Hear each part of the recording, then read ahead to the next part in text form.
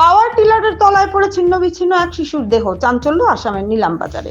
শুক্রবার সকালে নিলামবাজার থানাধীন ব্রাহ্মণ শাসন গ্রামের বাপ্পন উদ্দিনের ছেলে 6 বছরের নিষ্পাপ শিশু কাউসার আহমেদ ঠাকুরদার সাথে বাড়ির লাগোয়া আব্দুল সৈদের সবজি খেতে যায়। তখন সে দুর্ঘটনাবশত একটি চলন্ত পাওয়ার টিলারের সংস্পর্শে এসে দুর্ঘটনাগ্রস্ত হয় বলে অভিযোগ। শিশুটি পাওয়ার টিলারে হালের ধারালো ফালিতে জড়িয়ে ঘটনাস্থলে প্রাণ হারায় বলে জানা গেছে। তার শরীর ছিন্ন বিচ্ছিন্ন হয়ে যায়। লোমহর্ষক এমন কাণ্ডে মুহূর্তের মধ্যে এলাকা জুড়ে চাঞ্চল্যের সৃষ্টি করে। কান্নার রোল পড়ে মৃতের পরিবার সহ আত্মীয় স্বজনদের মধ্যে।